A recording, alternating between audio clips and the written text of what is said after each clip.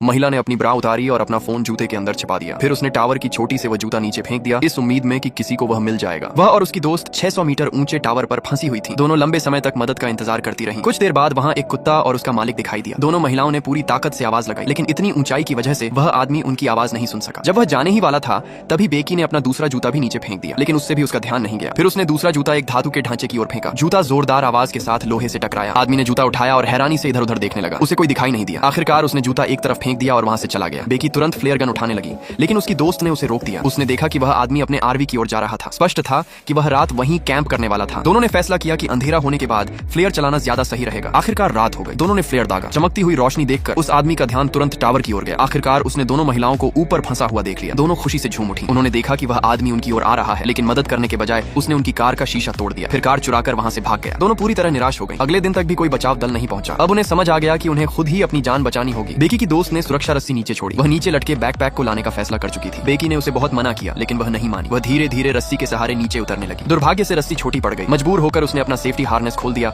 और हवा में झूलते हुए बैकपैक तक पहुंच गई। उसने बैकपैक तो पकड़ लिया, लेकिन अब वापस ऊपर चढ़ना था। वह रस्सी के सहारे ऊपर चढ़ने लगी। कुछ देर बाद वह टावर के नीचे बने प्लेटफॉर्म तक पहुंच गई। बेकी डर के मारे नीचे देख रही थी। खुशकिस्मती से उसकी दोस्त गिरने के बजाय रस्सी को पकड़ने में सफल रही। आखिरकार बेकी ने उसे ऊपर खींच लिया। इसके बाद बेकी ने कागज पर मदद की गुहार लिखी। उसने वह नोट एक ड्रोन से बांधा और मदद की तलाश में ड्रोन उड़ा दिया। कुछ ही देर बाद ड्रोन के कैमरे में एक घर दिखाई दिया। दोनों की उम्मीद फिर से जाग उठी, लेकिन तभी अचानक गुजर रहे एक ट्रक ने ड्रोन को टक्कर मार दी। ड्रोन पूरी तरह टूट कर गिर गया। ड्राइवर नीचे उतरा और नुकसान देखने लगा। बेकी की धड़कनें तेज हो गईं, लेकिन वह बिना कुछ समझे वापस अपनी गाड़ी में बैठा और वहां से चला गया। बेकी पूरी तरह टूट चुकी थी। तभी उसकी नजर अपनी दोस्त के चेहरे पर पड़ी। उसके चेहरे पर एक भयानक घाव था। बेकी डर से कांप उठी। सच्चाई यह थी कि जब उसकी दोस्त पहले गिरी थी तभी उसकी मौत हो चुकी थी। उस हादसे का सदमा इतना गहरा था कि बेकी का दिमाग उस सच को स्वीकार ही नहीं कर पाया था। अब उसे एहसास हुआ कि वह इस पूरे टावर पर बिल्कुल अकेली थी। उसी समय एक गिद्ध वहां आकर बैठ गया। बेकी ने तुरंत उसकी गर्दन पकड़ ली। दोनों के बीच जबरदस्त संघर्ष हुआ। आखिरकार बेकी ने गिद्ध को मार गिराया। जिंदा रहने के लिए उसने उसका सिर खा लिया। अब उसके मन में सिर्फ एक ही लक्ष्य था, किसी भी कीमत पर जिंदा रहना। बेकी फिर से रस्सी के सहारे